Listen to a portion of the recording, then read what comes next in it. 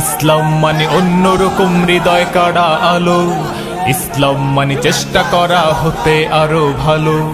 ইসলাম মানে মায়ে ভরা মধুর কোনো ফুল, ইসলাম মানে জানা মাত্র ছেড়ে দেয়া ভুল।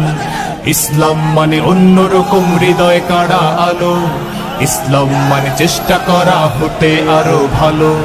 ইসলাম মানে মায়ে ভরা মধুর কোনো ফুল, ইসলাম মানে জানা মাত্র ছেড়ে দেয়া ভুল। চারিদিকে শুনছি শুধু একটাই স্লোগান, ইসলাম ছিল ইসলাম আছে থাকবেই ইসলাম। ইসলাম ইসলাম ইসলাম ইসলাম, ইসলাম ইসলাম ইসলাম ইসলাম, ইসলাম ইসলাম ইসলাম ইসলাম, ইসলাম ইসলাম ইসলাম ইসলাম। ইসলাম মানে অন্যরকম হৃদয় কাড়া আলো, ইসলাম মানে চেষ্টা করা হতে আরো ভালো। ইসলাম মানে মায়ে ভরা মধুর কোনো ফুল, ইসলাম মানে জানা মাত্র ছেড়ে দেয়া ভুল। ইসলাম মানে অন্যরকম হৃদয় কাড়া আলো, ইসলাম মানে চেষ্টা করা হতে আরো ভালো। ইসলাম মানে মায়ে ভরা মধুর কোনো ফুল, ইসলাম মানে জানা মাত্র ছেড়ে দেয়া ভুল। আলহামদুলিল্লাহি রাব্বিল মাশরিকাইনি ওয়া রাব্বিল মাগরিবাইন, আল্লাযী খালাকা কুল্লা শাইইন যাওজাইন ওয়া আওজাবা আলাইনাল ইহসানা বিল ওয়ালিদাইন। ونشهد أن لا إله إلا الله وحده لا شريك له، وأشهد أن محمدا عبده ورسوله سيد الكونين، صلى الله عليه وعلى آله وصحبه وأتباعه أجمعين، ليلا ونهارا في الطرفين. فقد قال الله تعالى في كلامه المجيد وبرهانه التوحيد، জবান খুলে পড়েন আউযু বিল্লাহি মিনাশ শাইতানির রাজিম, বিসমিল্লাহির রহমানির রহিম।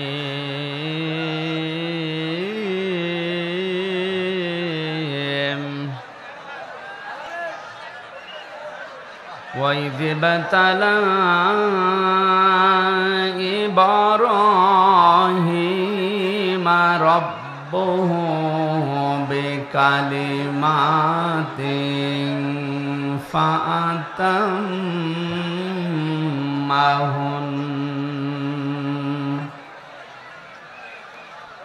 قَالَ إِنِّي جَاعِلُكَ لِلنَّاسِ إِمَامًا، قَالَ وَمِن ذُرِّيَّتِي،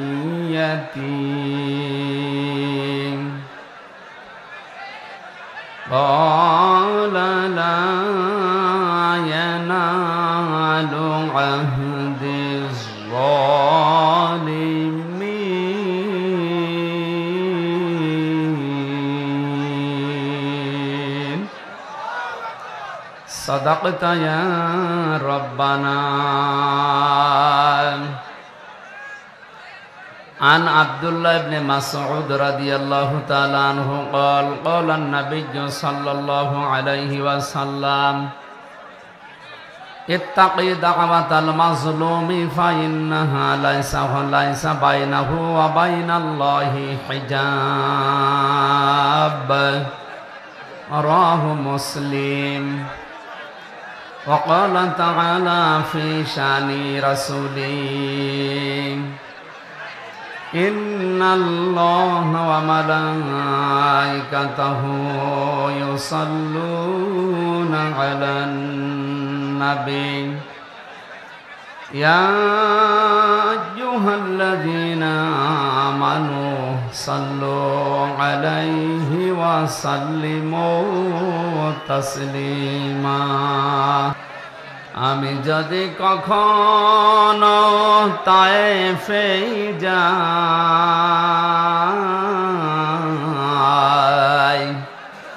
বলবো মাটিকে ডেকে নবীজির খুন ঝরল কোথায়, বলে দাও তাই আজ আমাকে প্রতিশোধের দাবানল জ্বালাবো হেথায়।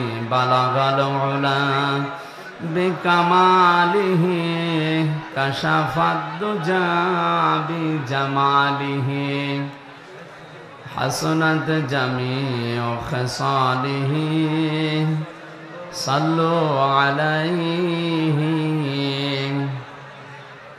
হোনায় ফুল তো বুলবুল का तरन्नुम भी न हो, जब दहर में कलियों का तबस्सुम भी न हो। बलगल उला बिकमालिही कशफद दुजा बिजमालिही हसनत जमीउ खिसालिही सल्लु अलैहि वालिहि। আলহামদুলিল্লাহ। চাঁদপুর জেলার হাজীগঞ্জ থানার অন্তর্গত অলিপুর সিদ্দিকিয়া হাফিজিয়া মাদ্রাসা ও এলাকাবাসীর উদ্যোগে 2 দিন ব্যাপী ঐতিহাসিক তাফসীরুল কোরআন মাহফিলের সমাপনী রজনীর স্বনামধন্য সভাপতি, বিশিষ্ট ব্যবসায়ী সমাজসেবক আমার আরাফাতের ভাই আলহাজ মোহাম্মদ জাহিদ ইকবাল পাঠান, আতালাল্লাহু উমরাহু ওয়া বারাকাল্লাহু ফি হায়াতি, বলেন আমিন। মাহফিলের প্রধান অতিথি শাইখুল মাশায়েখ, সাবেক প্যানেল চেয়ারম্যান চাঁদপুর জেলা পরিষদ, যুগ্ম সাধারণ সম্পাদক হাজীগঞ্জ উপজেলা আওয়ামী লীগ, বড় ভাই জনাব আলহাজ মোহাম্মদ জসিম উদ্দিন, বিশেষ অতিথি জনাব ইউসুফ প্রধানিয়া সুমন, চেয়ারম্যান 5 নম্বর হাজীগঞ্জ সদর ইউনিয়ন পরিষদ, মঞ্চে বসা ওলামা ইকরাম, সামনে বসা মুসলমান ভাইরা, পর্দার আড়ালের সম্মানিতা মা এবং বোনেরা, প্রশাসনের ভাইরা, বিশেষ অতিথি হিসাবে যাদের নাম এখানে দেখতে পাচ্ছি, বিশেষ করে বীর মুক্তিযোদ্ধা নৌ কমান্ডো সৈয়দ আহমদ মজুমদার, জনাব সিদ্দিকুর রহমান পাঠান, জনাব মাসুদুর রহমান মিজি, জনাব মোজাম্মেল হক শিপন, জনাব দেলাওয়ার হোসেন সরদার, জনাব সোহরাব হুসাইন, আরফানা লাকা যিকরক। সম্মান মর্যাদা শুধু দুনিয়া না, আমরা আখেরাতেও চাই। এই মানুষগুলোর দুনিয়া আখেরাত যেন আল্লাহ নূরান্বিত করে দেন, বলেন আমিন। দল মত জাতি বর্ণ ধর্ম নির্বিশেষে এ রাতের বেলা কোরআন শোনার জন্য যারা এসেছি, খুশি হয়ে বলছি আলহামদুলিল্লাহ। নবীজি বলেন লা তুহসা আজাইবুহু ওয়া লা তুবলা গারাইবুহু ফীহি মাসাবিহিল হুদা ওয়া মানারিল হিকমা। যে কোরআন তোমরা শুনতে এসেছো, কোনদিন এর আশ্চর্যকারিতা গণনা করে শেষ করা যাবে না। দিন যত যাবে কোরআনের আশ্চর্য তত বাড়তে থাকবে, আবিষ্কার হবে। আলা তবলা গারাইবুহু, কিয়ামত পর্যন্ত এ কোরআনে কারীম কোনদিন পুরাতন হবে না, পুরাতন মনেও হবে না। যার অন্তর, যার হৃদয় যত বেশি স্বচ্ছ থাকবে, পরিষ্কার থাকবে, কোরআন তার কাছে তত নতুন মনে হবে। ফিহি মাসাবিহিল হুদা, এটা হেদায়েতের মশাল। কোরআনে কারীম যদি কাউকে হেদায়েত দিতে না পারে, পথ দেখাতে না পারে, বুঝবেন ওর কপালে আর হেদায়েত নেই। আল্লাহ রাব্বুল আলামিন বলেন আলিফ লাম মিম যালিকাল কিতাবু লা রাইবা ফীহি হুদাল লিল মুত্তাকিন। আল্লাহ পাক বলেন এই একটা কিতাব, এর ভেতরে ভুল সন্দেহ তো দূরের কথা, সন্দেহের লেশ পর্যন্ত নেই। এটা পথ দেখাবে আমার মুত্তাকি বান্দাদের। চাঁদপুরবাসী খুব খেয়াল করেন আয়াতের দিকে। কিতাব শব্দ দেওয়ার আগে আল্লাহ পাক আলিফ লাম দিয়েছেন। এখানে কথা বন্ধ করেন ভাই, কথা নিজে শোনে না, অন্যকে শুনতেও দেয় না। এটা তো গানের অনুষ্ঠান না, কথাও চলবে গানও চলবে। কোরআনে কারিম শোনার জন্য আল্লাহ নিয়ম দিয়েছেন, ওয়াইদা কুরিয়াল কুরআনু ফাসতামিউ লাহু ওয়া আনসিতু লাআল্লাকুম তুরহামুন। কোরআন যখন শুরু হয়ে যাবে তখন চুপ থাকবা, শুনবা, দুইটাই ফরজ। লাআল্লাকুম তুরহামুন, আশা করা যায় তোমাদের উপর আমার রহমত নাজিল হবে। এখানে রহমত নাজিল করতে হলে চুপ থাকা লাগবে, শোনা লাগবে। কেউ যদি কথা বলে ডিস্টার্ব করেন আপনার কবিরা গুনাহ হবে। এ নির্দেশ কার? সুতরাং এই দুইটা শর্ত আগে মানেন, চুপ থাকবেন, শুনবেন। খুব বেশি সময় না, সর্বোচ্চ 1 ঘন্টা 10-15 মিনিট কথা বলবো এই আয়াত থেকে। আমাদের আলোচনার সাবজেক্ট হচ্ছে আমাদের জাতির পিতা হযরত ইব্রাহিম আলাইহিস সালামের জীবনের 50টা পরীক্ষা। আমরা তার সন্তান হিসাবে এ পরীক্ষা আমাদের জীবনেও সামনে আসতে পারে বা আসবে। আমরা যেন তার মতো টিকে থাকতে পারি, পাশ করতে পারি, সে কথাগুলো আমরা কোরআন এবং হাদিস থেকে জেনে বাস্তবে মিলাবো ইনশাআল্লাহ। আমারে ডিস্টার্ব করে আমার কথাগুলো ভুলিয়ে দেবেন না। কথা তো আমি আর বানাবো না, উপর থেকে তো আশা লাগবে নাকি? সুতরাং আমি পরিবেশ করেন, কেউ কথা বলবেন না, দাঁড়িয়ে থাকবেন আর সব বসেন। কিতাবের আগে আলিফ লাম দেওয়ার কারণ, যেখানে অনেক আলেম বসে আছে, কারণে হাজীগঞ্জ কামিল মাদ্রাসা মুহাদ্দিস আবু নসর আশরাফি ভাই সহ হাজারো আলেম এখানে তৈরি হচ্ছে এই চাঁদপুরের জন্য। এটা একটা নিয়ামত। স্টেজে অনেক আলেম বসে আছে। আলিফ লাম 4 প্রকার, তার ভেতরে এইটা নির্দিষ্ট করার জন্য এই আলিফ লাম কিতাবের আগে আল্লাহ দিয়েছেন। পুরা কোরআনে কারিমের নাম আমি তাফসিরে ফি জিলালিল কোরআনে পেয়েছি প্রায় 55টার উপরে। ব্যাপকভাবে প্রসারিত হয় তামাম দুনিয়াতে 5টা নাম। 1 নম্বরে কোরআনে কারিম, 2 নম্বরে কোরআনের নাম হচ্ছে আল ফুরকান, 3 নম্বরে কোরআনের নাম আজ-জিকির, 4 নম্বরে কোরআনের নাম আশ-শিফা, 5 নম্বরে কোরআনের নাম হচ্ছে আল কিতাব। আল্লাহ পাক আল কিতাব দিয়েই কোরআনে কারিমকে ইঙ্গিত করে জানিয়েছে একটাই মাত্র কিতাব, যার ভেতরে ভুল নেই, সন্দেহ নেই। কিয়ামত হয়ে যাব তাও এর ভেতরে কেউ ভুল বের করতে পারবে না। এই চ্যালেঞ্জ দিয়েছেন কে? আল্লাহ। 1500 বছরে আজ পর্যন্ত এই চ্যালেঞ্জের মোকাবেলা কেউ করতে কিয়ামত পর্যন্ত পারবেও না। কারণ এই চ্যালেঞ্জ আমির হামজার না, এই চ্যালেঞ্জ কার? কেন আল্লাহ আলিফ লাম দিয়েছেন এটা বলার জন্য বলছিলাম। বিশেষ করে যারা আলেম আছেন তাদেরকে ইঙ্গিত করছে, একটু খেয়াল করেন। দুনিয়াতে একটাই মাত্র কিতাব আল্লাহ এখন পাঠিয়েছেন, কিয়ামত পর্যন্ত আর আসবে না। মানব জাতিকে পরিচালনা করার জন্য জীবন বিধান হিসাবে যা দরকার সবের ভেতরে খুলে খুলে বর্ণনা করা আছে। সুতরাং কোরআন শরীফ বাদ দিয়ে পৃথিবীর কোন কিতাব মানুষকে রাস্তা দেখাতে পারে না, হেদায়েত দিতে পারে না।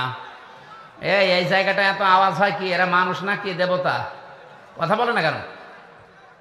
চুপ করেন। আমরা দেখতে পাচ্ছি আপনারা দাঁড়িয়ে আছেন, দাঁড়িয়ে থাকেন, কথা বলবেন না।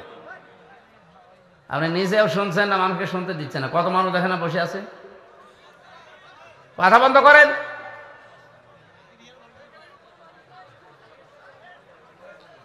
এই এলাকায় স্বেচ্ছাসেবক 2-1 বেশি করে দেন তো। মানুষের বিবেক না থাকলে কি করা যাবে?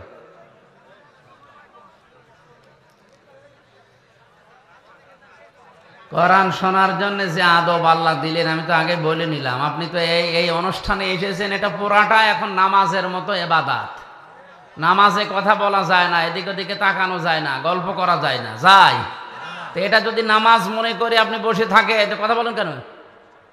1-1.5 ঘন্টা মনে করবেন আমি নামাজে দাঁড়িয়ে আছি। কারাগারে 3 বছরে আমি তাহাজ্জুদের নামাজে যারা আলেম আমরা ছিলাম, আমরা যা পড়েছি 1-1.5 ঘন্টা 2 ঘন্টা, বিশেষ করে 3:30টা থেকে একেবারে আজান পর্যন্ত এই কেটে যেত। বাইরে তো 10 মিনিট নামাজে দাঁড়িয়ে থাকতে পারি না, অথচ 2.5 পারা 1.5 পারা করে 2 পারা করে পড়া লাগতো। মনে করবেন আমি নামাজে আছি, নিস্তব্ধ হয়ে যান, কথা বলেন কেন?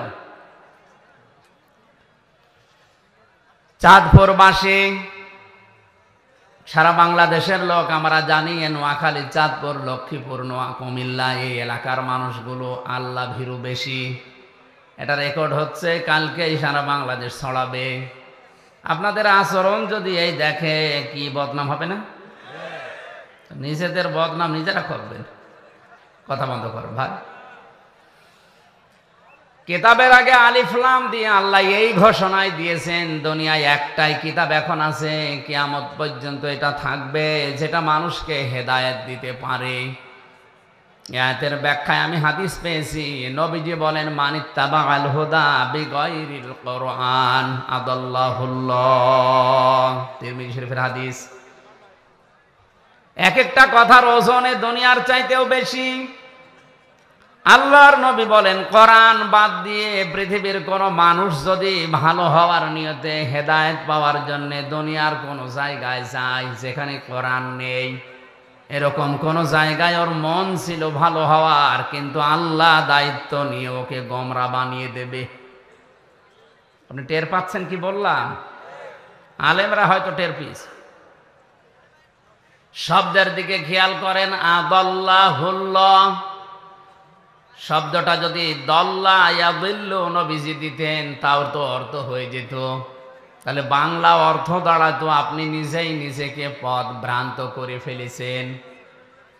কিন্তু আদাল্লাহ শব্দটা বাবে ইফআল থেকে আসার কারণে আদাল্লা ইয়াদিল্লু বাংলা অর্থ দাঁড়িয়েছে, আপনি হয়তো ভালো হওয়ার নিয়ত নিয়ে কোনো জায়গায় গিয়েছিলেন, কিন্তু কোরআনে কারিমের কর্মসূচি সেখানে ছিল না, কোরআনের নিয়ম নীতি পদ্ধতি ওই জায়গায় চলে না। এই জন্য আল্লাহ নিজে দায়িত্ব নিয়ে আপনাকে গোমরা বানিয়ে দেবে। চাঁদপুরবাসী কথার লোড কত, ওজন কত আপনি টের পাননি এখনো? আপনার নিয়ত ভালো, কিন্তু কোরআন সেখানে ছিল না, এই জন্য আল্লাহ দায়িত্ব নিয়ে আপনাকে আরো খারাপ বানিয়ে দেবে। চিন্তা করেন, হেদায়েত দেওয়ার মালিক হামজা? আসতে বলেন, কে? একচ্ছত্র মালিকানা আল্লাহ। আল্লাহ নবী কেউ দেননি। বিশ্ব নবীকে যদি আল্লাহ হেদায়েতের মালিক বানিয়ে দিতেন, তাহলে তার আত্মীয় স্বজন, চাচা ভাতিজা যারা আছে তাদেরকে তিনি দিয়ে দিতেন, আমাদের পর্যন্ত আসতো না। হযরত আবু হুরায়রা একদিন লাফাচ্ছিলেন আনন্দ করে। সাহাবীরা বলে, কি এত বেশি আনন্দ করো, লাফাও, কারণ কি? হযরত আবু হুরায়রা বলেন, এই মাত্র কোরআনে কারিমের আয়াত নাযিল হয়েছে যে হেদায়েতের একচ্ছত্র মালিকানা আল্লাহ, আর এটা কোনো নবীর হাতে, ফেরেশতার হাতেও আল্লাহ দেননি। আমি আনন্দ করি এই কারণে, আমি তো নবীজির আত্মীয় না। যদি আত্মীয়, যদি নবীর হাতে আল্লাহ হেদায়েতের চাবিকাঠি দিয়ে দিত, আমি আবু হুরায়রা পর্যন্ত আসতো না। কারণ তার নিজের আত্মীয় স্বজন যারা আছে তাদেরকে দিয়ে তিনি জান্নাতে নিয়ে চলে যেতেন, আমি বাদ পড়ে যেতাম। যেহেতু আল্লাহর হাতে আছে, এই জন্য আমি আনন্দে আছি। কোরআনে কারীম জানিয়েছে, বিশ্ব নবী মুহাম্মদুর রাসূলুল্লাহ নিজে তার চাচা যেদিন মারা যায় আবু তালিব, মাথার পাশে বসে বসে বলছিলেন, ইয়া আম্মি আবি তালিব, লা ইলাহা ইল্লাল্লাহ হাজ্জুল লাকা ইনদাল্লাহি ইয়াউমাল কিয়ামাহ, রাহুল বুখারী। নবীজি বললেন, চাচা আপনার জোরে বলা লাগবে না, শুধু কানের কাছে মুখটা নিয়ে আস্তে করে বলেন, লা ইলাহা ইল্লাল্লাহ। তাওহীদের স্বীকৃতিটা দেন, রিসালাতের স্বীকৃতি যেটা আমার মুহাম্মদুর রাসূলুল্লাহটা বলার দরকার নেই, ওটা আপনি আমি মেনে নিলাম। শুধু আল্লাহর এই স্বীকৃতিটা আপনি আমার কানের কাছে জোরেও বলা লাগবে না, আমার কানের কাছে মুখ নিয়ে বলেন, আমি কথা দিলাম কিয়ামতের দিন আল্লাহর দরবারে ঝগড়া করে আপনাকে আমি জান্নাতে দিয়ে আসবো। পাশে দাঁড়িয়েছিল আবু সেহেল আর আবু লাহাব। আবু সুফিয়ান ডাক দিয়ে বলে, নেতা পড়বা, সারা জীবন বাপ দাদার ধর্ম অনুসরণ করলে এখন ভাতিজার নতুন ধর্ম গ্রহণ করে কলঙ্কিত হবা, মানুষ তোমারে কা পুরুষ বলবে, ভীরু বলবে। আবু তালিব ওই সময় ডাক দিয়ে বলেছে, ভাতিজা আমি তোমাকে ভালোবাসি, কিন্তু এটা আমি পড়তে পারলাম না, তুমি আমাকে মাফ করে দিও। বলেন তো মাফ করার মালিক কে? বিশ্বনবীর মন খারাপ হয়ে গেল। সঙ্গে সঙ্গে কোরআনে কারিমের সূরা কসসের 56 নম্বর আয়াত আল্লাহ ফেরেশতা জিবরাইলকে দিয়ে পাঠালেন, শুনিয়ে দেন, ইন্নাকা লা তাহদি মান আহবাবতা ওয়ালাকিন্নাল্লাহা ইয়াহদি মান ইয়াশা ওয়া হুয়া আ'লামু বিল মুহতাদিন। জোরে বলেন আল্লাহু আকবার। আল্লাহ পাক বলেন, হে নবী আপনি মন খারাপ করেন কেন? হেদায়েত তো আপনার হাতে আমি দেই নেই যে যাকে ইচ্ছা তাকে দিয়ে দেবেন, বরং এটা আমি আল্লাহ হাতে রেখেছি, আমি যাকে চাই তাকে দান করি। আমি আপনার চাইতে অধিক বেশি জানি যে হেদায়েত পাবে কে। এটা আপনার চাচা আমি জানি, কিন্তু এই লোকটার তো মন নেই হেদায়েত নেওয়ার। আপনি এত চেষ্টা করলেন, আপনার রেসালাতের ঘোষণা পর্যন্ত আপনি দিতে নিষেধ করেছেন যে ওটা দরকার নেই, শুধু তাওহীদের কালেমাটা একটু পড়েন, তারপরও সে পড়ে নাই। এই জন্য আমি আল্লাহ ওকে হেদায়েত দেয়নি। এরপরেও নবীজি তার কবরের পাশে দাঁড়িয়ে দুহাত তুলে মোনাজাত করেছিলেন, রব্বুল আলামিন তুমি দয়া করে আমার চাচাকে মাফ করে দাও। সঙ্গে সঙ্গে জিবরাইল এসে বললেন, হে নবী হাত নামান। কার জন্য হাত তুলেছেন? মা কানা লিন নাবিয়্যি ওয়াল্লাযীনা আমানু আইয়াস্তাগফিরু লিল মুশরিকিন ওয়ালাউ কানু উলি কুরবা মিন বা'দি মা তাবায়্যানা লাহুম আন্নাহুম আসহাবুল জাহিম। বিবেক যদি থাকে চিন্তা করেন যে নবী জীবনে হাত তোলা লাগে নাই, মনের ভেতরে কামনা আসলে এই মোনাজাত কবুল হয়ে গেছে। সেই নবী হাত তুলে বসে আছে কবরের সামনে চাচার জন্যে। জিবরাইল এসে বলছেন আপনি হাত নামান। কার জন্য হাত তুলেছেন? এই লোকটা আপনার চাচা, আল্লাহ জানে। সারা জীবন আপনাকে ভালোবাসা দিয়েছে, কোলে কাকে পিঠে মাথায় দিয়ে চোমা দিয়ে দিয়ে বড় করেছে, আল্লাহ দেখেছে। কিন্তু হেদায়েত পাওয়ার জন্য লোকটার মন ছিল না, এই জন্য আমার আল্লাহ তাকে হেদায়েত দেয়নি। হে নবী, শুধু আপনি না, কোন ইমানদারের জন্য, কোন নবীর জন্য এটা বৈধ না, জায়েজ না, উচিত না, শোভনীয় না কোন মুশরিকের জন্য আল্লাহর কাছে ক্ষমা চাবে, যদিও ওইটা নিজের নিকটাত্মীয় হয়। চিন্তা করেন, নবীজিকে আল্লাহ এই ধমকটা দিলেন, নবীজির জন্যও শোভনীয় না, উচিত না কোন মুশরিকের জন্য ক্ষমা চাওয়া। এত ঘৃণিত আল্লাহর কাছে যারা শিরিক করে, এই মুশরিকরা হজে যারা যায় তাদেরকে প্রথমে এই কথা বলা লাগে, লাব্বাইক আল্লাহুম্মা লাব্বাইক লা শারীকা লাকা লাব্বাইক। হে আল্লাহ, সেই বাংলাদেশের চাঁদপুর থেকে এসেছি, কাফনের কাপড় পরে এসেছি তোমার ঘর, আমি এখন তাওয়াফ করব, আমি হাজির হয়ে গেছি, আমার নামটা তোমার হাজিরা খাতায় লিখে নাও। প্রথমেই ঘোষণা আসে, বান্দা দাঁড়া। কাবার চত্বরে প্রবেশ করার আগেই বলা লাগে, লা শারীকা লাকা লাব্বাইক।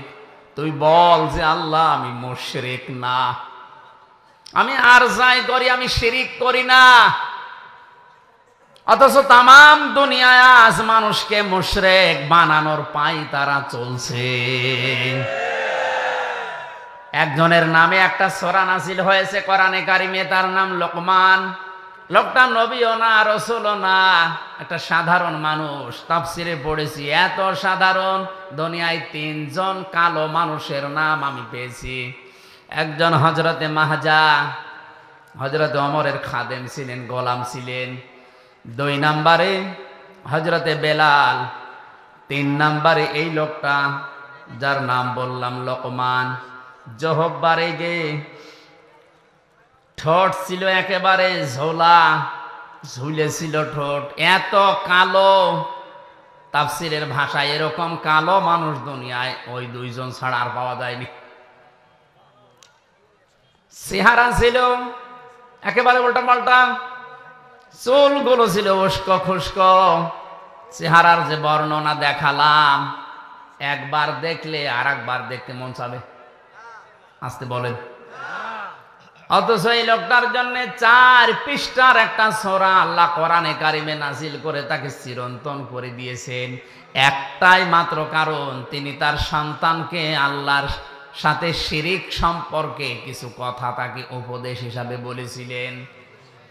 وَإِذْ قَالَ لُقْمَانُ لِابْنِهِ وَهُوَ يَعِظُهُ يَا بُنَيَّ لَا تُشْرِكْ بِاللَّهِ إِنَّ الشِّرْكَ لَظُلْمٌ عَظِيمٌ।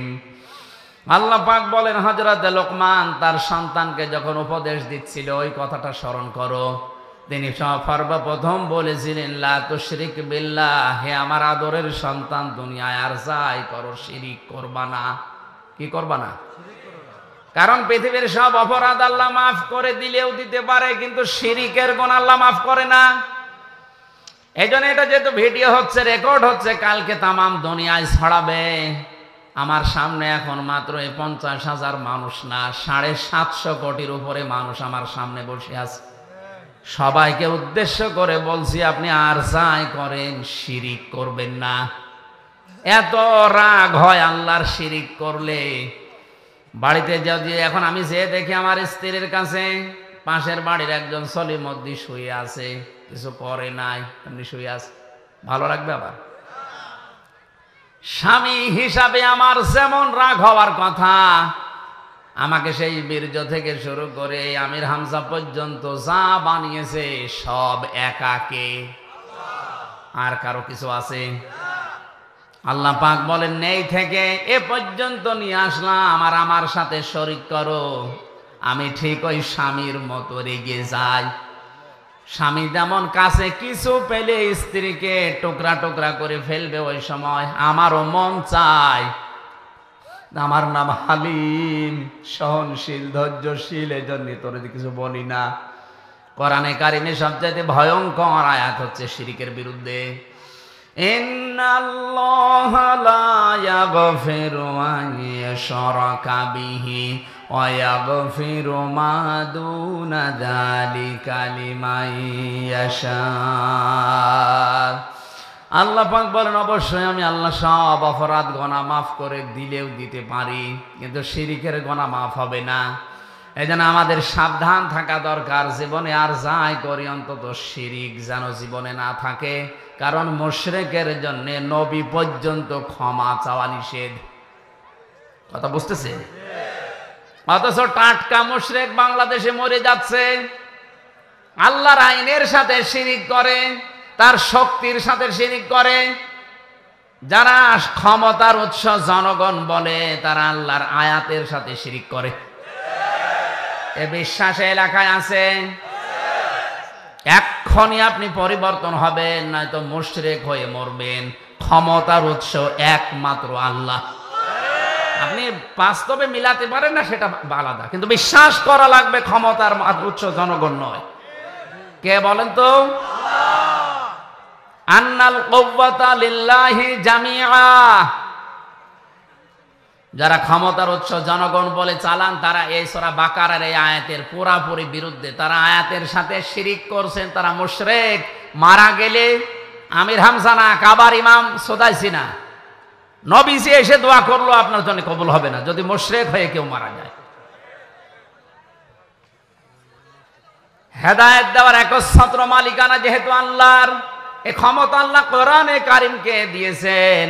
এই জন্য আমাদের সাবধান থাকা দরকার। কোরআন যেখানে নেই, ওই দল যদি আমার বাবাও প্রতিষ্ঠা করে, ওই দলে আমি যাব না। ওই দলে যদি আমি ভালো হওয়ার নিয়তেও যাই, আমাকে খারাপ বানিয়ে দেবে। আসতে বলো, যেই পীরের দরবারে কোরআন শরীফ চলে না, কোরআনের নিয়ম নীতি নেই, ওই দরবারে যদি আমি ভালো হওয়ার নিয়তেও যাই, আমাকে গোমরা বানিয়ে দেবে কে? এর বাস্তব উদাহরণ কুষ্টিয়ার লালনের মাজার। এই এলাকা থেকে হাজারো মানুষ যাচ্ছে ওখানে, যেহেতু কোরআন ওখানে চলে না, কোরআনের নিয়ম নীতি ওখানে নেই, ওখানে মানুষের তৈরি করা কিছু বানানো নিয়ম চলে। এই জন্য আমার মনে হয় ওখানে গেলে মানুষ ভালো হওয়ার পরিবর্তে আরো খারাপ হয়। আগে গাঁজা খেত না, এখন গাঁজা খায়। আগে বিড়ি সিগারেট খেত না, এখন বিড়ি খায়। কথা বলেন না কেন? তাহলে লোকটা ভালো হয়েছে না খারাপ হয়েছে? আরে নদী পার হয়ে যে আল্লাহর ওলি আছে, আমি নাম নাই নিলাম, ওখানে গেলে মানুষ দেখি আগে দাড়ি মাড়ি যায় রাখতো, ওখানে গেলে দাড়ি কেটে সফা করে ফেলে। তাহলে ভালো হয়েছে না খারাপ হয়েছে? আমি বাস্তব নিজে গিয়ে দেখেছি, শিরিক প্রকাশ্যে চলছে। বিশ্ব নবীর দরবারে, নবীজির কবরস্থানে, নবীজির মাজারে, আল্লাহর নবীর রওজায় আমি 16 সালে ঘুরে এসেছি। এইভাবে যাওয়া লাগে না, এইভাবে পিছিয়ে আসা লাগে না, কিন্তু ওই দরবারে গিয়েছি, এইভাবে যাওয়া লাগবে, আবার এইভাবে পিছিয়ে আসা লাগবে।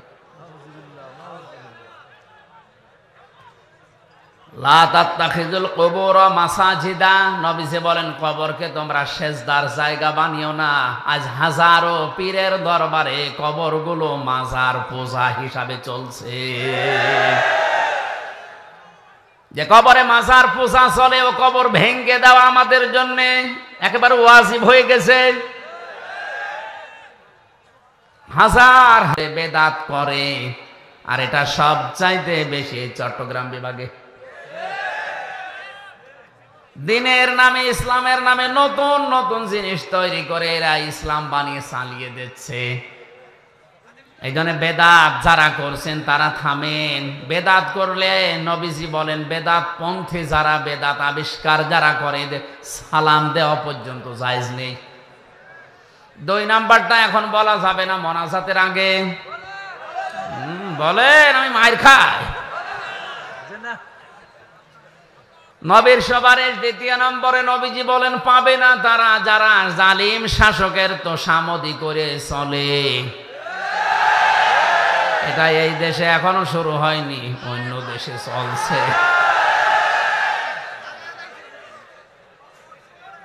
জালিমদের তোষামদি করে যারা চলবে, এরা নবীর সুপারিশ পাবে না। আজকে হাসিগঞ্জের জামে মসজিদে গিয়ে যদি দেখেন, ইমাম সাহেব দাড়ি গোপ কেটে একেবারে সফা করে ফেলেছে, আপনি নামাজ পড়তে যাবেন, কি বলবেন? হুজুর আপনি দাড়ি কাটলেন কেন? ইমাম সাহেব যদি বলে, বেটা তোরও তো দাড়ি নেই। মুসল্লি বলবে, হুজুর দাড়ি কেটে মুসল্লি হওয়া যায়, ইমাম হওয়া যায় না। কথা বলে না কেন? আপনার বিবেকের কি একটু নাড়া দেয় না? মাত্র হাসিগঞ্জের মতো জায়গার একটা ইমাম দাড়ি কেটেছে, এই জন্য আপনি নামাজ পড়তে রাজি না, অথচ আপনার নিজেরও দাড়ি নেই। এর পেছনে নামাজ হবে না আপনি এই মনে করে পড়ছেন না, অথচ দাড়ি গোপ কেটে একটা লোক বিশ্ব ওলির দাবি করছে, মানুষ পঙ্গপালের মতো গরু ছাগল নিয়ে ছড়ছে। আর এই কথা বলতে গেলে বলে ও পীর বিরোধী। ও কি পীর? টাটকা শয়তান। হাজীগঞ্জের মতো এতটুকু জায়গার মসজিদের ইমাম সাহেবের দাড়ি না থাকলে যদি নামাজ পড়তে কেউ রাজি না হন, বিশ্ব ওলি যে লোকটা প্রতিদিন সফা করে, ওরে আপনি বিশ্ব ওলি মনে করলেও গুনাহ হবে। এই জন্য হাজারো মানুষ ওখানে ভালো হওয়ার নিয়তে যায়, শিরিক আর কোরআন না থাকার কারণে হাজারো মানুষ আল্লাহ গোমরা বানিয়ে দিচ্ছে। এই সত্য কথাটা বললাম আপনাকে বাঁচার জন্যে। এরপরেও যদি কারো বিবেক না খোলে, আমার মনে হয় ওর বিবেকের উপরে কুকুরে প্রসাব করেছে। অবশ্য ঠিক, তাহলে কোরআনে দুনিয়ায় একমাত্র কিতাব যেটা মানুষকে হেদায়েত দিতে পারে। আজকের এই ময়দান থেকে সিদ্ধান্ত নিয়ে বাড়ি যাওয়া লাগবে, কোরআন যেখানে নেই ওই দলে, ওই দরবারে, ওই আস্তানায় আমি যদি চাই আমাকে গোমরা বানাবে কে? এরপরেও যদি আপনি যান, এবার যান, আপনি কোথায় যাবেন যান। আমার মনে হয় ওয়াজ হয়ে গেছে না, মানে আবার কি ওয়াজ করব? এই কথাটুকু যদি বুঝে এখন এই প্র্যাকটিক্যাল লাইফে আপনি সেট করতে পারেন, এটাই তো ওয়াজ হয়ে গেছে। এই হাদিসটা যদি কেউ মেনে নিতে পারে মনে প্রাণে, যে কোরআন যেখানে নেই ওখানে গেলে আল্লাহ তাকে গোমরা বানিয়ে দেয়, এই বাংলাদেশে কোরআন ছাড়া অন্য কোন দল এদেশে চলবে না। আল্লাহ আমাদের বোঝার তৌফিক দিন, বলেন আমিন। দরুদ আর সালাম পাঠ করছি আমাদের নবী, মানবতার মহান শিক্ষক মুহাম্মদুর রাসূলুল্লাহ সাল্লাল্লাহু আলাইহি সাল্লামের প্রতি। কোরআনে কারিম থেকে মাত্র একটা আয়াত পড়েছি, সূরা বাকারা আয়াত নাম্বার 124। 286টা আয়াত আছে সূরাতে, 40টা রুকু আছে। মাত্র একটা আয়াতে কত কথা আছে আপনি একটু হিসাব করে করে দেখবেন। পুরা কোরআনে আল্লাহ কত কিছু দিয়েছে, আপনার মাথা এলোমেলো হয়ে যাবে। জবান ঘরে কোরআনে কারিমের তাফসিরুল কোরআন মাহফিল, তাফসির আকারে কথা শোনার জন্য পড়েন আউযু বিল্লাহি মিনাশ শাইতানির রাজিম, বিসমিল্লাহির রহমানির রহিম।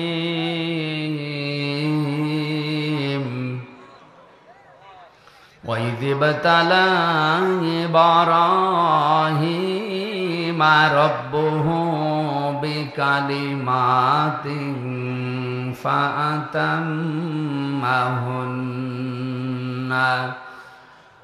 قَالَ إِنِّي جَاعِلُكَ لِلنَّاسِ إِمَامًا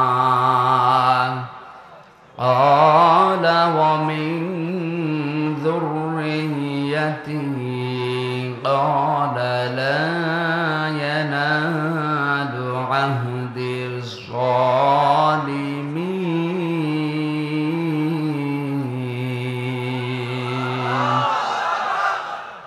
এই যারা ওঠাউঠি করে কি এদের প্রসাব পায়খানা বাদ দিয়ে যদি এমনি চলে যায় গোনা হবে কিন্তু।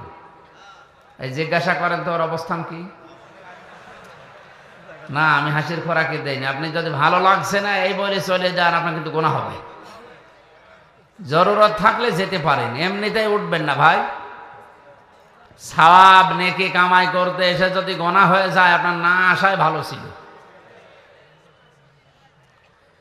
খেয়াল করেন এই দেশে আমি যতটুকু এই কয় মাস, বিশেষ করে 1 মাস কয়েকদিন বের হয়ে যা দেখছি, এর আগে 20 সালের আগ পর্যন্ত বিশ্বের কয়েকটা দেশে আমি যতটুকু পেয়েছি, তাফসির মাহফিল লেখা থাকে ঠিক, কিন্তু তাফসির হয় 5 প্রকার। যে যেই দেশে বাস করে ওই দেশে সরকারি তাফসির হয়, এটা হয়। বেসরকারি তাফসিরও হয়, খানকার তাফসির হয়। এখানকার পরে আমার যেখানে আছে রাতের বেলা রাত 12:30টার পরে ওখানে খানকার তাফসির হবে। 4 নম্বরে হয় নাটকীয় তাফসির, যেটাই ব্রাহ্মণবাড়িয়া কুমিল্লা এলাকায় চলে। আন্দাজে তাফসির মাহফিল নাম দিয়েছে। নাটকীয়তা করে কোরআনে কারিমের মঞ্চগুলো তারা হাসির পাত্র বানিয়ে ফেলেছে। কথা বলেন না কেন? অথচ কোরআনে কারিমের এই ময়দানগুলো, এই মঞ্চগুলো, এটা আমানতের জায়গা, এটা মেম্বরের একটা আমানত আছে। এই জায়গাটা যারা হাসির খোরাকি বানিয়ে মানুষের কাছে উপস্থাপন করে, আল্লাযীনা ইত্তাখাযু দীনাহুম লাহওয়াও ওয়া লাইবা ওয়া গাররাতুহুমুল হায়াতুদ দুনিয়া। সূরা আরাফের 51, 50, 51 নম্বর আয়াতে আল্লাহ জানিয়েছেন যে মানুষগুলো দুনিয়ায় আল্লাহর দ্বীনকে খেল তামাশা বানিয়ে ফেলেছে। এদেরকে দুনিয়ার জীবন ধোঁকায় ফেলে রেখেছে। কিয়ামতের দিন আল্লাহ তাদেরকে ভুলে যাবে যেমন তারা দুনিয়ায় কোরআনকে ভুলেছিল। ওরা তাফসীর মাহফিলের নাম দিয়ে কোরআনে কারীমকে এমন ভাবে উপস্থাপন করছে নাটকীয় ভাবে, জেনারেল শিক্ষিত মানুষগুলো মনে করছে ইসলাম মনে হয় এরকমই। কথা বলছে না কেন? এই জন্য তাদের আহ্বান জানাবো, আপনারা এই মঞ্চের যে আমানত আছে, এই মেম্বারের যে আমানত আছে, এগুলো ঠিক রাখেন। দুনিয়ার স্বার্থে মত্ত হয়ে এই ময়দানটা কলুষিত করবেন না।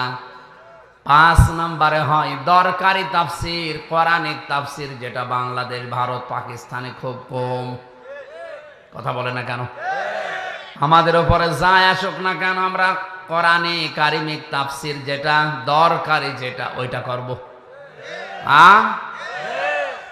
আল্লাহ ঘোষণা দিচ্ছেন, ইযিবতালা ইব্রাহিমা রাব্বুহু বিকালিমাতিন ফাতাম্মাহুন্না। হে নবী, আপনি স্মরণ করেন ওই সময়ের কথা যখন ইব্রাহিম আলাইহিস সালামকে মহান আল্লাহ কিছু কালেমার দ্বারা, কথার দ্বারা পরীক্ষা করেছিলেন, আর প্রতিটি পরীক্ষায় হযরত ইব্রাহিম উত্তীর্ণ হয়েছিলেন। এখন আসেন একটু পরিচয় নেওয়া যাক। এই ইব্রাহিম ইনি কে? আমাদের জাতির পিতা, আমাদের জাতির পিতা। কারণ আমাদের নাম যে মুসলিম, এ মুসলিম নামটা তিনি দিয়েছেন। মিল্লাতা আবিকুম ইব্রাহিমা হুয়া সাম্মাকুমুল মুসলিমিন। আল্লাহ পাক বলেন, জাতির পিতা হিসাবে আমি একজনকে ঘোষণা করলাম, তার নাম ইব্রাহিম, আর তিনি তোমাদের নাম রেখেছেন মুসলমান। আমাদের নাম মুসলিম, মুসলিম জাতিয়ে জাতিয়ে নাম দিয়েছে কে? হুয়ার ফাইল এখানে দুইটা, আল্লাহ হতে পারে, ইব্রাহিম আলাইহিস সালামও হতে পারে। ইবনে কাসির বর্ণনা করেন এটা ইব্রাহিম আলাইহিস সালামই বেশি, তিনি আমাদের নাম মুসলিম দিয়েছেন। সুতরাং মুসলমান দাবি করার পরেও যারা ইব্রাহিম আলাইহিস সালামের সন্তান হিসাবে নিজেকে পরিচয় দেন না, আমি বাকিটা বললাম না। বাবার পরিচয় যদি কেউ দিতে না চায়, ওটা কি? আরো জোরে বলেন কি? আশা করছি আর নিচে নামা লাগবে না, মরণ পর্যন্ত এটা মনে রাখবেন, আমি মুসলিম। আমার এই নামটা আমার বাবা দিয়েছেন। এখান থেকে মাসলা বের হয়, সন্তান জন্ম দেওয়ার পরে বাবার যে 4টা দায়িত্ব, তার 1 নম্বরে হচ্ছে তার একটা সুন্দর নাম রাখা। এখানে কত বাবা বসে আছে, এমন এমন নাম সন্তানের রাখে, শয়তান পর্যন্ত হাসে। একই নাম নাম রেখে দিয়েছে বল্টু, নাম। কিয়ামতের ময়দানে প্রতিটি মানুষকে আল্লাহ তার বাবার সাথে নাম ধরে ডাকবে। হামজা বিন রিয়াজ, আজ অনেক মহিলা তাদের স্বামীর সাথে নাম মিলিয়ে রাখে। আমার ম্যাডামের নাম তামান্না, আমার নাম আমির হামজা, উনি যদি তামান্না আমির লেখে না, এটা বৈধ না। ওনাকে লেখা লাগবে ওনার বাবার নামের সাথে তামান্না সুলতানা, ওনার বাবার নাম সুলতান। কারণ আমার স্বামীর সাথে সংসার যদি ভেঙে যায়, আজকেই যদি তালাক হয়ে যায়, কালকে ওর মুখ দেখা আমার জন্য আর জায়েজ। কিন্তু বাবার সাথে তালাক হওয়ার সম্ভাবনা আছে। বলেন বলেন। এজন্য বাবার যে 4টা দায়িত্ব, তার 1 নাম্বারে দায়িত্ব হচ্ছে তার সুন্দর নাম রাখা। 7 দিনে আকিকা করা, এটা সুন্নাত। কেউ যদি না পারে 10 দিনে, 21 দিনে, এরপরে যতদিন পারেন করবেন, আদায় হবে। কিন্তু সুন্নাত হচ্ছে 7 দিনে। আমি বোঝাতে পেরেছি?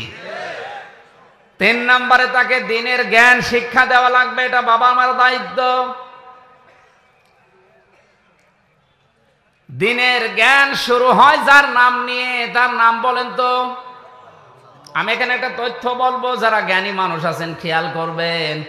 নবীজির বয়স যখন 40 বছর, বিশ্ব নবীকে ফেরেশতা জিবরাইল ওই পাহাড়ে হেরা গুহায় 3 বার বুকে ধরে চাপ দিয়েছিলেন যে পড়েন পড়েন পড়েন। নবীজি বললেন, মা না বেকারি, আমি পড়তে পারবো না। কথা বলেন না কেন? চতুর্থবার যখন তিনি বলেছেন ইকরা বিসমি রাব্বিকাল্লাযী খালাক, বিশ্ব নবী এবার 5টা আয়াত জিবরাইলের সাথে পড়েছিলেন না পড়েন নাই? একবারও কি আপনার বিবেকের কাছে কথাটা আসে না যে কেন এবার পড়লেন? বিশ্ব নবী ওই সময় জিজ্ঞাসা করেছিলেন, ভাই জিবরাইল তুমি এতক্ষণ কেন বললে না যে বিইসমি রাব্বিকাল্লাযী খালাক, পড়া লাগবে আমার রবের নামে? এতক্ষণ খালি বলছিলেন পড়ো, তো কি পড়বো, কার নামে পড়বো? আমি তো আল্লাহর নাম ছাড়া, আমার রবের নাম ছাড়া পড়তে পারবো না। সুতরাং শিক্ষা ব্যবস্থায় বাংলাদেশে যারা দায়িত্বে আছেন, 96% মুসলমান এখানে বাস করে, আল্লাহ বাদে কারো নামে আমরা পড়তে চাই না।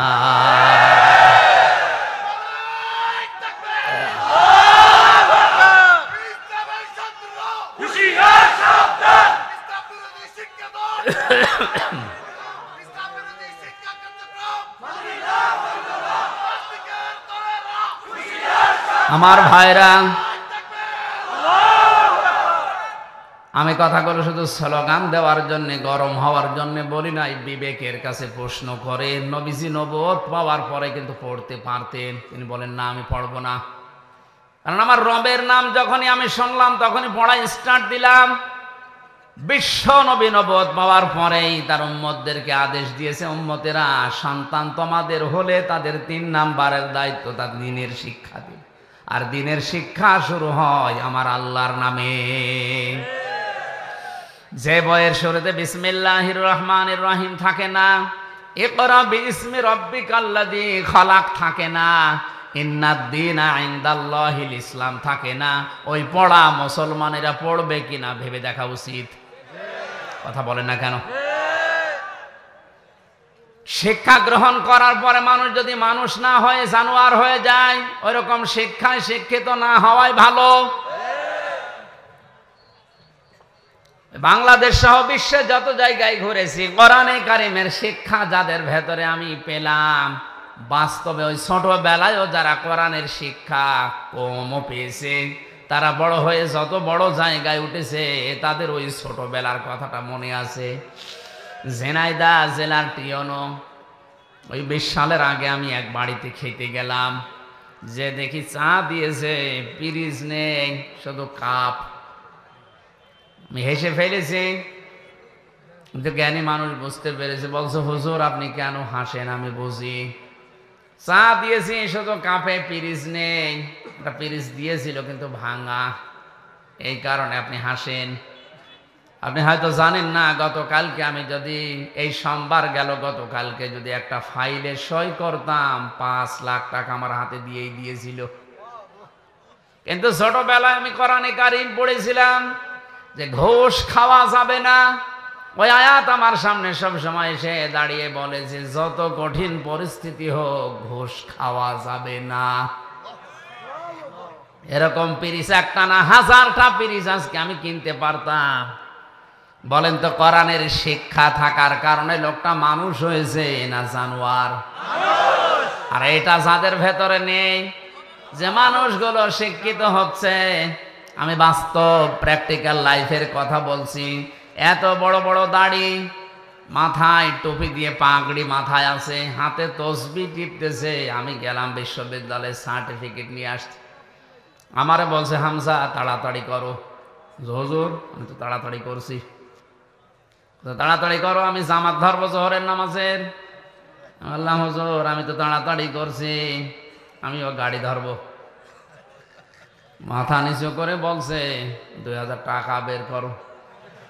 তো আপনি জামাত ধরবে? কিসের জামাত ধরবেন আপনি? আপনার মাত্র 15 মিনিট লাগবে জোহরের নামাজ পড়তে, আর সরকার আপনার কাছে 8টা ঘন্টা কিনে নিয়েছে। আমাদের এই ছেলে মেয়েরা যারা আসবে তাদের সই করে সিল মেরে আপনি দিয়ে দেবেন সার্টিফিকেট। এইটা আপনার নামাজ, এটা আপনার জামাত। কথা বলেন না কেন? 2000 টাকা বের কর মানে আমি জানি যে এর কাছে আমার সার্টিফিকেট পাওয়া যাবে না, এই জন্য আমি আজ তুলিও না, এই কারণ ও থাকতে দেবে না।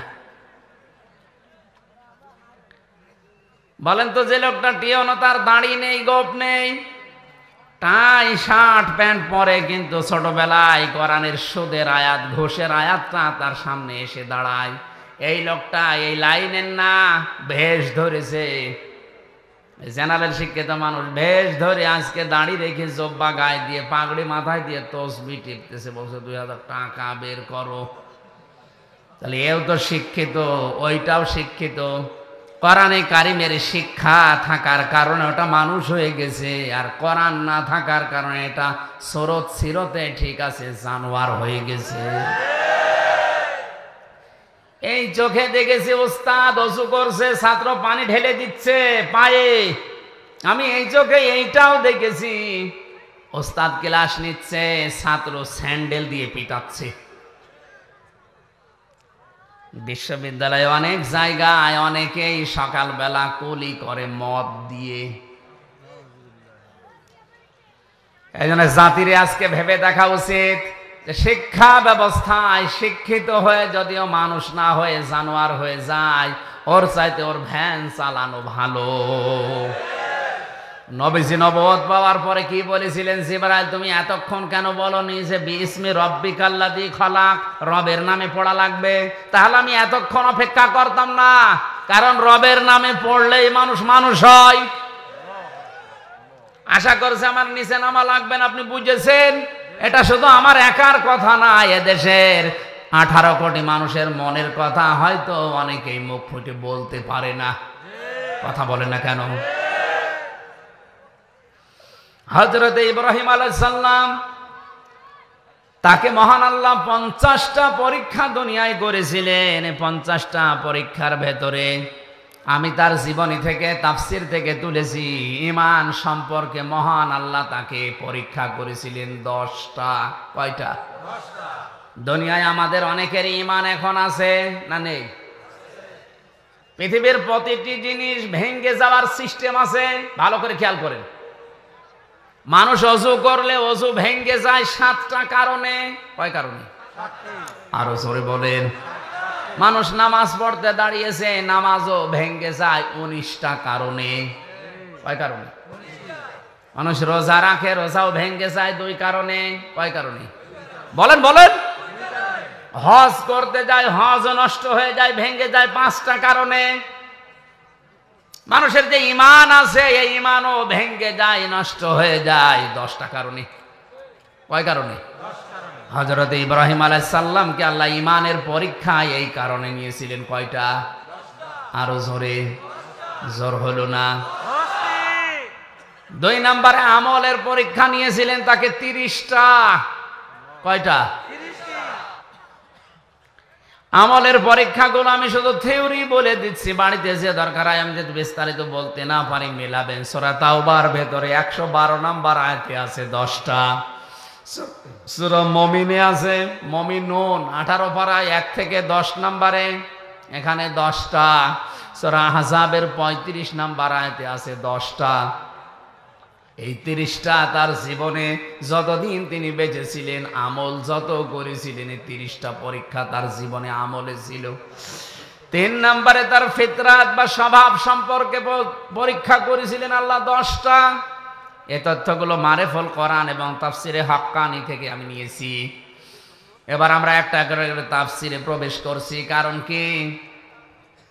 আল্লাহ পাক ইব্রাহিম আলাইহিস সালামকে ঈমানের পরীক্ষা নেওয়ার যে ধারাবাহিকতা, প্রথমেই তার পরীক্ষা নিয়েছিলেন তারকা দিয়ে। কি দিয়ে? ফালাম্মা জান্না আলাইহিল লাইলু রাআ কাওকাবা ক্বালা হাযা রাব্বি ফালাম্মা ফালা ক্বালা লা উহিব্বুল আফিলিন। আমি বিস্তারিত বলার জন্য না, শুধু থিওরিগুলো বলে দিলাম। সূরা আনআম 76 নম্বর আয়াতটা বাড়ি যেয়ে দেখবেন, হযরত ইব্রাহিমকে আল্লাহ ঈমানের পরীক্ষা নেওয়া আরম্ভ করেছিলেন তারকা দেখে। উনি মনে করেছিলেন এইটা হয়তো আমার দেবতা বা আমার খোদা হবে, আমার মালিক। কিন্তু দিন শেষে যখন ওটা ডুবে যায়, রাতের বেলা যখন ওটা ডুবে যায়, তিনি বললেন যেটা ডুবে যায় ওইটা আমার মালিক হতে পারে না, আমি তার কাছে তাকে ভালোবাসি না। এরপরে চন্দ্র দেখেছিলেন, সূর্য দেখেছিলেন। তিনটা পরীক্ষার পরে হযরত ইব্রাহিম নবী বলেছিলেন, ফালাম্মা ফালাত ক্বালা ইয়া কওমি ইন্নী বারিউম মিম্মা তুশরিকুন। হে আমার জাতির লোকেরা, তোমরা আজ তারকা পূজা করো, তোমরা চন্দ্র পূজা করো, সূর্য পূজা করো, কেউ দরগা পূজা, কেউ দুর্গা পূজা, কেউ বিভিন্ন গাছ পূজা, মাটি পূজা, আগুন পূজায় ব্যস্ত আছে। আমি সব কিছু থেকে মুখ ফিরিয়ে নিজেকে মুক্ত ঘোষণা করলাম। তিনি ওই সময় একটা দোয়া করেছিলেন। তার সন্তান হিসাবে আমরা অনেকেই মনে করি এটা জায়নামাজে দাঁড়ানোর দোয়া না, ওটা জায়নামাজে দাঁড়ানোর দোয়া না, ওটা কোরআনে কারিমের সূরা আনআমের ৭৯ নম্বর আয়াত। জবান খুলে যারা মুখস্থ আছে পড়েন, ইন্নী ওয়াজ্জাহতু ওয়াজহিয়া লিল্লাযী ফাতারাস সামাওয়াতি ওয়াল আরদা হানিফাও ওয়া মা আনা মিনাল মুশরিকিন। হযরত ইব্রাহিম ওই সময় বলেছিলেন, হে আমার মালিক, আমি সব দিক থেকে মুখ ফিরিয়ে নিলাম, আমি আসমান জমিনের সব দিক থেকে মুখ ফিরিয়ে একনিষ্ঠ হয়ে তোমার দিকে মুখ ফিরালাম, কারণ তুমি আমাকে বানিয়েছো হানিফা। আমি একনিষ্ঠ ভাবে তোমার দিকে ঘুরে আসলাম। ওমান আমিনাল মুশরিকিন, আমি ঘোষণা দিচ্ছি আমি কিন্তু মুশরিক না। আমার প্রথম কথা ছিল আপনি আর যাই করেন শিরিক করবেন না, কারণ এটা আমাদের জাতির পিতার প্রথম শিক্ষা। তিনি ইমানের প্রথম পরীক্ষায় বলেছিলেন, আল্লাহ আমি কিন্তু মুশরিক না। জোরে বলেন আল্লাহু আকবার। ইব্রাহিমের সন্তান যারা দুনিয়ায় একদিকে গেলেও আমরা শিরিক। নবীজি বলেন, তোমাকে যদি আগুনের ভেতরে কেউ ফেলে দেয়, তোমাকে যদি কেটে টুকরা টুকরা করা হয়, এরপরেও তুমি শিরিক না, কারণ দুনিয়ার সব অপরাধ আল্লাহ কম বেশি মাফ করে দিলেও দিতে পারে, কিন্তু শিরিক মাফ করবে না। আমি আবার বলছি, আপনারা শিরিক থেকে বাঁচেন। শিরিক চার প্রকার: শিরিক বিল জাত, শিরিক বিল সিফাত, শিরিক বিল ইখতিয়ারা, শিরিক বিল হুকুক। এই চার প্রকারকে ভাগ ভাগ করে তাফসিরে হাদিসে আমি পেয়েছি প্রায় ৭২ প্রকার। শিন র কাপ এই শব্দটা এত বিস্তারিত, এত বেশি কথা এর ভেতরে আল্লাহ পাক লুকিয়ে রেখেছে। কেউ যদি শিরিক নিয়ে আলোচনা করে রাত শেষ হয়ে যাবে, তাও শিরিক শেষ হবে না। অথচ এই সূক্ষ্ম সূক্ষ্ম বিষয়গুলো আমাদের ভেতর অনেকের ভর করে বসে আছে। আমরা শিরিক থেকে বাঁচার জন্য, শিরিক কি, কত প্রকার, কেন শিরিক হচ্ছে, এই বইটা বাজারে পাওয়া যায়, কিনে নেবেন। আমার সবগুলো পয়েন্ট হয়তো মনে নেই, এই জন্য অল্প কিছু বললাম। হযরত ইব্রাহিম আলাইহিস সালাম ইমানের প্রথম পরীক্ষায় তিনি পাশ করেছিলেন, আল্লাহকে তিনি নিজে খুঁজে বের করেছিলেন। আর আমরা তার সন্তান, আমাদের চোখে আঙ্গুল দিয়ে দেখিয়ে দেওয়ার পরেও আমরা পাইতে চাই না। কথা বলা লাগবে। আলেমরা আজ অনেকে জীবনের উপরে রিস্ক নিয়ে জাতির পিতা ইব্রাহিম আলাইহিস সালামকে যে পরীক্ষাগুলো আল্লাহ করেছিলেন, তিনি নিজে খোঁজ করে করে বের করেছিলেন। আর আমরা আপনাদের চোখে আঙ্গুল দিয়ে হাতে কলমে দেখিয়ে দেওয়ার পরও আপনি ফিরে আসতে চান না। দ্বিতীয় পরীক্ষা করেছিলেন আমার আল্লাহ, তাকে বাধা দিয়েছিলেন। ইমানের উপরে টিকে থাকতে গেলে যে বাধা আসে, আমাদের জাতির পিতায় বাধা পেয়েছেন না পান নাই? সর্বপ্রথম বাধা এসেছিল তার ঘর থেকে। কথা বলে না কেন? আজ ইমানের উপরে টিকে থাকতে গেলে বাধা আসতে পারে কোন জায়গা থেকে? আসছে না অনেকে? তার বাবা বাধা দিয়েছিল ঘর থেকে, সমাজের বাধা এসেছিল, রাষ্ট্রের বাধা এসেছিল, এমনকি তাকে বনবাস পর্যন্ত দেওয়া হয়েছিল। সারা জীবন ইব্রাহিম নবীর জীবনী বিভিন্ন কায়দায় শুনেছি, কিন্তু বনবাসে যাওয়া এটা যে কত কঠিন, 3 বছর এক ঘরের ভেতরে থেকে কিছুটা হলো টের পেয়েছি। আমাদের জীবন মুক্ত জীবন, একটা মানুষকে 24 ঘন্টা যদি একটা ঘরের ভেতরে তালাবদ্ধ রেখে দেওয়া যায়, আমি যতটুকু বুঝলাম ও মানুষটা এমনি পাগল হয়ে যাওয়ার কথা। ইব্রাহিম আলাইহিস সালামকে বনবাসে পর্যন্ত ঈমানের পরীক্ষা দিতে যেতে হয়েছিল, কথা বলেন ঠিক কিনা? এরপরে তার হিজরত করা লেগেছে।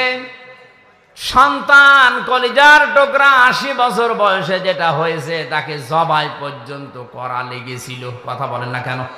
যদিও জবাই হয়নি কিন্তু পরীক্ষা তো দিতে হয়েছিল। এরপরে আমার আল্লাহ তাকে দিয়ে কাবা নির্মাণ করিয়ে পরীক্ষা ওই সময় নিয়েছে। এরপরে সবচেয়ে বড় পরীক্ষা তার জীবনে যেটা আগুনের ভেতরে ফেলে দেওয়া। এটা সারা জীবন শুধু শুনেছেন, একটা মানুষকে জীবিত অবস্থায় আগুনে ফেলে দেওয়ার সময় যে দৃশ্য তৈরি হয়, এটা যে কত বড় কঠিন পরীক্ষা সম্মুখীন না হলে বুঝবেন না। আমাদের জাতির পিতা ইব্রাহিম আলাইহিস সালামের আগুনের পরীক্ষা দিয়ে তিনি কি লস হয়েছে? কথা বলেন। ফেরেশতা এসেছিল, জিবরাইল, মিকাইল, ইসরাফিল, কত ফেরেশতা এসে বলেছে সাহায্য লাগবে, বলেন বিশাল অগ্নিকুণ্ড আমরা সব উল্টাপাল্টা করে দেব। ইব্রাহিম আলাইহিস সালাম ওই সময় তিনি বলেছিলেন, আমি এমন কোন অন্ধ আল্লাহর ইবাদত করি না যিনি তার বান্দাকে আগুনে পড়ে থাকতে দেখার পরেও কিছু মনে করে না।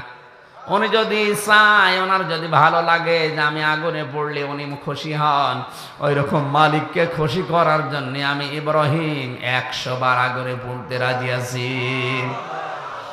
আল্লাহ রাব্বুল আলামিন ওই সময় তাকে জানিয়েছিলেন, ক্বালা ইন্নী জাইলুকা লিন্নাসি ইমামা। হে ইব্রাহিম, তোমার এই কঠিন পরিস্থিতিতে কথা বলাটা আমি আল্লাহ এত বেশি পছন্দ করেছি, যত মানুষ দুনিয়ায় আসবে এখন যারা আছে সবার জন্য আমি তোমাকে নেতা বানিয়ে দিলাম। তুমি শুধু মুসলিম জাতির নেতা না, লিন্নাসি ইমামা, যত মানুষ আসবে দুনিয়ায় সবার জন্য তুমি নেতা, তুমি নেতৃত্ব দেবে। খেয়াল করবেন এবার, হযরত ইব্রাহিম ওই সময় সঙ্গে সঙ্গে প্রশ্ন করেছেন, ক্বালা ওয়া মিন যুররিয়াতি।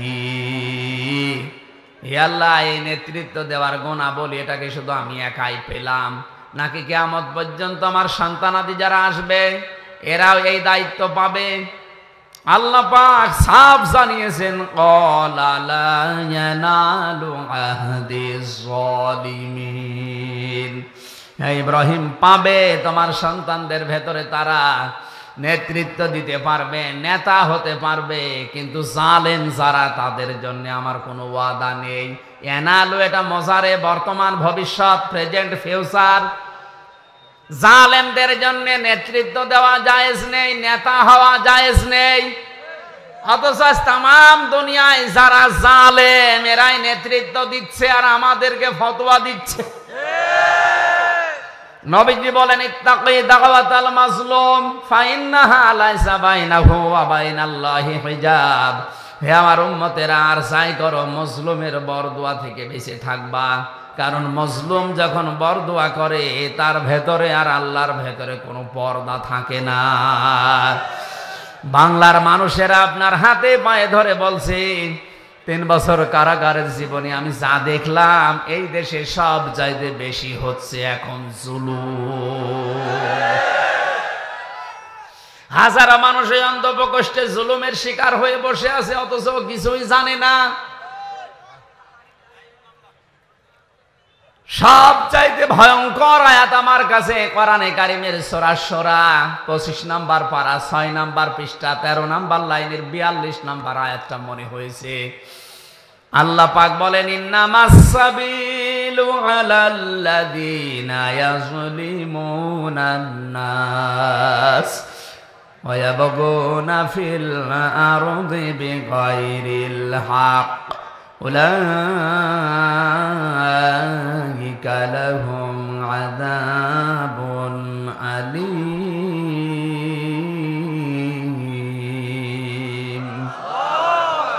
আমি যত তাফসীর বাংলাদেশে পেয়েছি সব তাফসীরের সাথে আয়াতটা মিলিয়েছি প্রায় 42টার উপরে। ভালো করে শুনেন, আল্লাহ পাক বলেন, আমি আল্লাহ মামলা দেব, অভিযোগ দায়ের করব, কেস করব তাদের বিরুদ্ধে যারা মানুষ হয়ে মানুষের উপরে জুলুম করে। বাংলার মুসলমানের এখানে ইয়াজলিমুনান নাস, ইয়াজলিমুন আল মুসলিমুনা নেই, যে মুসলমানদের উপরে যারা জুলুম করছে।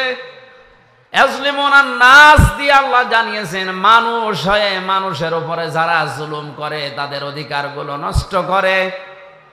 আজ মানুষের তৈরি করা আইনের কারণে বিনা, মনে করেন হঠাৎ করে একটা মানুষ আপনার দ্বারা মার্ডার হয়ে গেল, 30 বছর অন্ধ প্রকোষ্ঠে এক ঘরের ভেতরে আপনাকে কাটানো লাগবে। এটা যে কত বড় মানবতা বিরোধী অপরাধ, কত বড় জুলুম একটা মানুষের উপরে।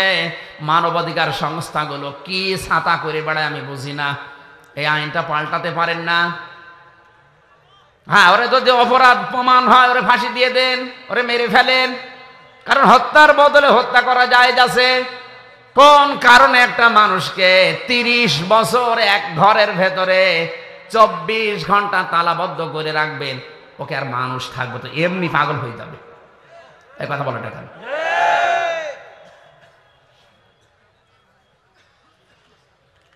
আর এই কাজটা বেশি করে যারা বউ মার্ডার করে, তাদের অধিকাংশ আমার মনে হয় 100 জনের প্রায় 30 জন তো হবে। 100 জনের 30 জন, ওখানে 10,000 মানুষ ছিলাম আমরা। 100 জনের 30 জন এই মামলার আসামি, বউ মার্ডার, শুধু বউ মার্ডার। এই জন্য ওখানে টুকে টুকে রেখেছিলাম। বাইরে এসে এই 1 মাসের ভেতরে আমি 2টা বইও করেছি, যে দাম্পত্য জীবনে কলহ এবং তার সমাধান কি দেওয়া যায়। কারণ অধিকাংশ মানুষ এই হঠাৎ করে যে কোনো কারণে রাগের মাথায় বউ মেরে ফেলেন, 30 বছর এক ঘরের ভেতরে কাটানো লাগে। আর একটা মানুষ জেলে গেলে শুধু সে নিজে জেল খাটে, তার পরিবার ধ্বংস হয়ে যায়। কথা বলেন না কেন? সুতরাং কোনো কারণে যেন এরকম কোনো অকারেন্স করে ফেলবেন না। এই জন্য বইটা আপনি নিয়ে যাবেন, স্ত্রীকে পড়াবেন, নিজের জন্য আর একটা নেবেন। 2টা লিখেছি, একটা পুরুষের একটা মহিলাদের। বই শেষ হয়ে গেছে। 100টা আছে, এখানে আছে। মঞ্চে থাকলে যাদের লাগে শিক্ষিত মানুষরা নিয়ে যাবেন। এটা দরকার, খুবই দরকার। আসলে বাস্তবে তো দেখে আসলাম কি কান্নাকাটি করে একটা মানুষ। হয়তো যে কোনো কায়দায় বউটা মেরে ফেলেছে, এখন 30 বছর এক ঘরের ভেতরে তারা থাকা লাগবে। বলেন একটা মানুষের উপরে কত বড় জুলুম এটা। আপনি থেকে দেখেন তো, 10 দিন একটা ঘরের ভেতর তালাবদ্ধ, এমনি পাগল হয়ে যাবে। আর 30 বছর, একে কল্পনা করা যায়? এই আইনগুলো সরকারকে বলবো আপনি পাল্টান। সে ব্রিটিশ আমলের এই আইন দিয়ে চলছে, এগুলো পাল্টালে অনেক কিছু সংশোধন করা দরকার। জেল কোর্টে অনেক নিয়ম নীতি সে ব্রিটিশের চলছে। আমার ভাইরা, এই আয়াত দিয়ে আল্লাহ প্রমাণ করেছেন, আমি আল্লাহ নিজে মামলা দেব তাদের বিরুদ্ধে যারা মানুষের ওপরে জুলুম করে। আপনি হিসাব করেন আল্লাহর মামলার আসামি কিনা। এই আয়াত পড়ার পরে আমার যেটা মনে হয়, বাংলাদেশে এখন হাজারো মানুষ আল্লাহর মামলার আসামি। আমি সহ অনেকে যারা নিরপরাধ ভাবে জীবন থেকে 3টা বছর, 10টা বছর, 15 বছর নষ্ট করে দিল, আপনি তো আল্লাহর মামলার আসামি। আমি নাই আপনার মামলার আসামি। আমার মামলার আয়ু একজন মাদারীপুরের, একজন বাগেরহাটের। এরা নাই আমার মামলার আয়ু, এরা মামলার বাদী। আর আপনি আমার উপরে জুলুম করে আপনি আল্লাহর মামলার, আপনি টের পাচ্ছেন কি বলছি আমি? হাজার হাজার লক্ষ লক্ষ মানুষ এই দেশে এখন বিভিন্ন কায়দায় আল্লাহর মামলার আসামি হয়ে অলরেডি বসে আছে। আল্লাহ আমাদের হেফাজত করেন, বলেন আমিন। এই জন্য জালেমদের জন্য নেতা হওয়া, নেতৃত্ব দেওয়া, রাজনীতি করা জায়েজ। আরো জোরে বলেন জায়েজ। এই আয়াত আমি বানালাম।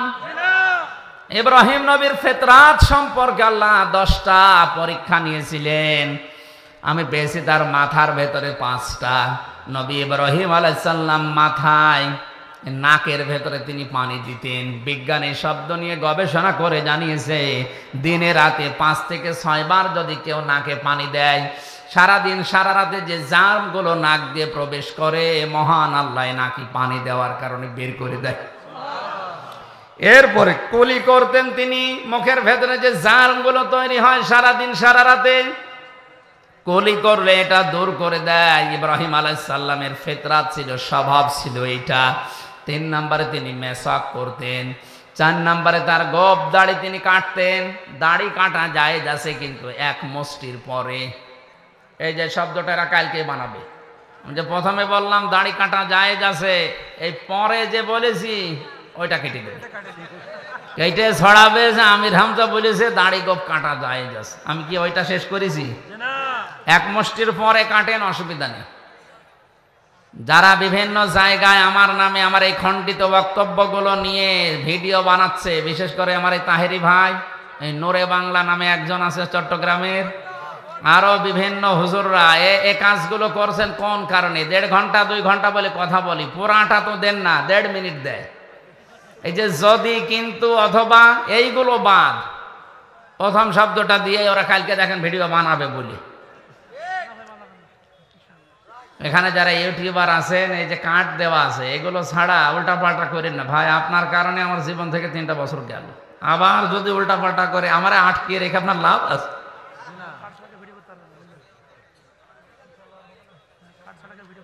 গপ রাখা জায়েজ নেই। হ্যাঁ, যদি আপনি কেটে রাখতে চান, একেবারে চেঁচে ফেলা ঠিক না, এটা মাকরু।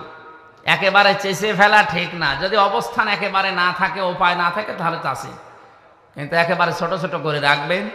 আর দাড়ি এক মুষ্টির পরে কাটা জায়েজ আছে। দাড়ি এই যে এতটুকু, এই শক্ত জায়গাটা, এই শক্ত জায়গাটা দাড়ি, এইটুকু দাড়ির অংশ না।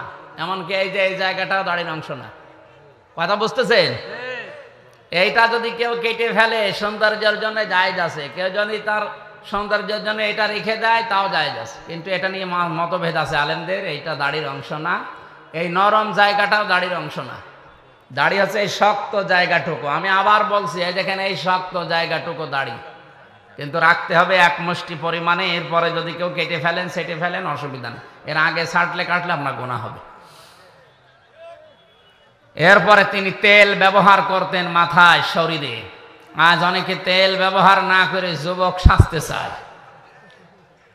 আমি অনেকগুলো কথা এখানে ছিল, বলতে পারলাম না, এই বয়স্ক এবং বাচ্চারা আছে, এই জন্য 5টা করেছিলেন তার শরীরের, এই নাভি থেকে শুরু করে খতনা করেছিলেন, নাভির নিচের লোম পরিষ্কার করেছিলেন, ঢেলা কলব ব্যবহার করতেন, নখ কাটতেন এবং বগল পরিষ্কার করতেন।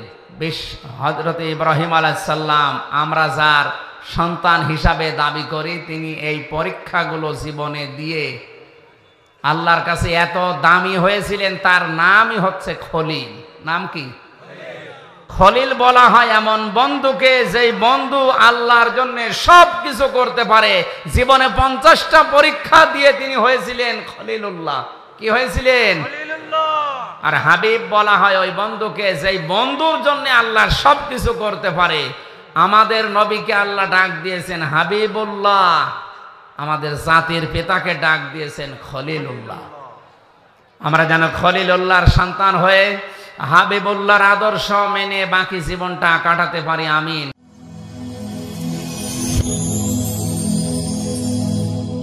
Rose TV 24. Enjoy by listening to the Holy Quran.